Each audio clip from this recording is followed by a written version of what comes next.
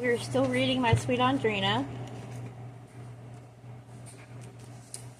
We are in part 1, and this one is in the cupola. Not wanted, not worthy, not pretty, and not special. Enough were the words I thought as I went up the stairs and into the attic. I wished the first Audrina had never been born. I had to wade through the clutter of old dusty junk before I came to the rusty iron spiraling stairs that would take me through a square opening in the floor that once had a rickety iron guardrail that someday Papa was going to replace. In that octagon room there was a rectangular turkey rug, all crimsons, golds, and blues. Each day I visited, I combed that fringe with my fingers, as Papa often raked through his dark hair with his fingers when he was enraged or frustrated. There was no furnishings in the cupola, only a pillow for me to sit on.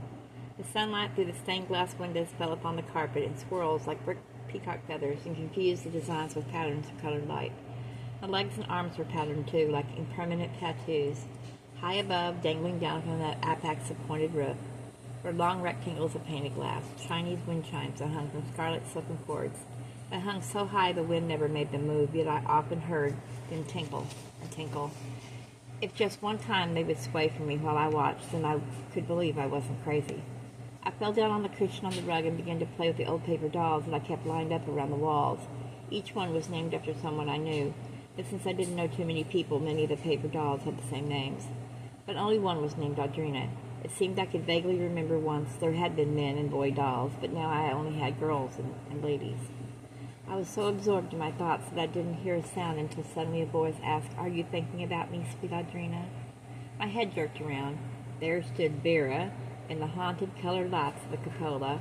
Her straight hair was a pale apricot color, unlike any other color I'd ever seen, but that wasn't unusual in our family. Her eyes were dark, like her mother's, like my father's. The colors refracted from the windows cast madrid-colored lights on the floor, tattooed patterns on her face, so I'm sure my eyes were lit up just like hers, like many faceted jewels. The cupola was a magic place.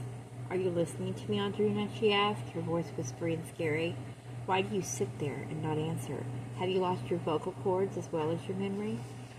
I hated her being in the cupola. This was my own special private room for trying to figure out what I couldn't remember as I moved the dolls about and pretended they were my family. Truthfully, I was putting the dolls through the years of my life, trying in this way to reconstruct and dredge up the secret that eluded me. Someday, some wonderful day, I hope to retrieve from those dolls all I couldn't recall, so that I'd be made whole, and just as wonderful as the dead sister that never was.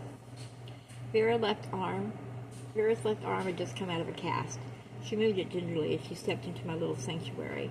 Despite my off-and-on dislike for Vera, I felt sorry if she could break her arm just by banging it against something hard. Pause before you start reading.